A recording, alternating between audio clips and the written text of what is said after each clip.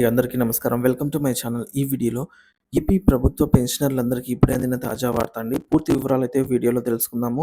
వీడియోని ఎక్కడెక్కడ స్కిప్ చేయకుండా చివరి దాకా చూడండి. అప్పుడు ఇన్ఫర్మేషన్ పూర్తిగా అర్థమవుతుంది. వీడియో చూస్తున్న ప్రతి ఒక్కరు వీడియోకైతే లైక్ చేయండి ఫ్రెండ్స్. ఈ వీడియోని తోటి ఉద్యోగ పెన్షనర్ మిత్రులతో అయితే షేర్ చేయండి. కొత్తగా మన ఛానల్ చూస్తున్నవారు సబ్స్క్రైబ్ చేసుకోకుంటే వెంటనే మన ఛానల్‌ని సబ్స్క్రైబ్ చేసుకోండి. దీని ద్వారా నేను చేసే లేటెస్ట్ వీడియోస్ అన్నీ మీ వరకు రీచ్ అవుతాయి. ఇక ఆలస్యం చేయకుండా వివరాల్లోకి వెళ్ళిపోదాము. ఫ్రెండ్స్ ఇక విషయానికి వచ్చినట్లయితే ఆంధ్రప్రదేశ్ సర్వీస్ మరియు ఫ్యామిలీ పెన్షనర్లకు ముఖ్యమైన సమాచారం. లైఫ్ సర్టిఫికేట్ సమర్పణలో తీసుకోవాల్సినటువంటి జాగ్రత్తలు.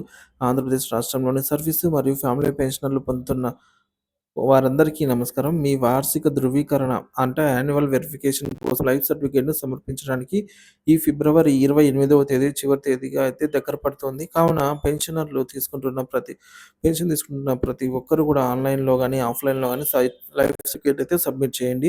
ఈ ప్రక్రియలో మీరు తీసుకోవాల్సిన కొన్ని జాగ్రత్తల గురించి అయితే ఇప్పుడు తెలుసుకుందాము.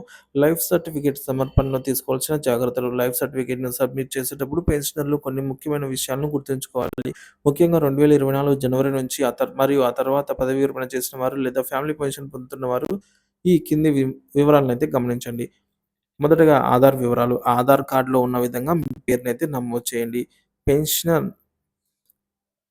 పెన్షన్ రకాన్ని అంటే ఫ్యామిలీ సర్వీస్ పెన్షన్ అనేది ఎంచుకోండి. ఇక షాన్సనింగ్ అథారిటీ స్టేట్ గవర్నమెంట్ ఆంధ్రప్రదేశ్ అనేది టిక్ చేయండి. డీటీఓ లేదా ఎస్టీఓను ఆప్షన్‌ను ఎంచుకోండి. మీ ట్రెజరీ పేరును జాగ్రత్తగా సెలెక్ట్ చేసుకోండి. మీ pension payment order PPO number నమోదు చేయండి. ఖచ్చితమైన బ్యాంక్ అకౌంట్ నంబర్‌ని కూడా ఎంటర్ చేయండి.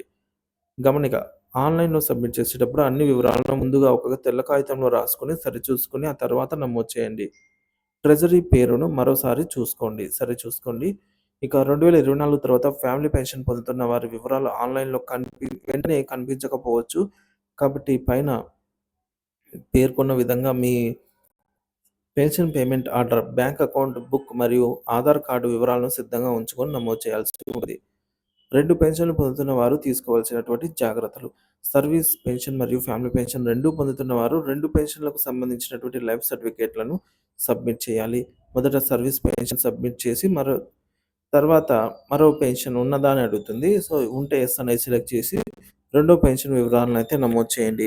ఇక 2 పెన్షన్‌లు ఒకే సబ్ ట్రెజరీలో ఉన్నట్లయితే మీకు అక్నాలెడ్జ్‌మెంట్ వస్తుంది. అందులో 2 పీపీఓ నంబర్‌లుంటాయి.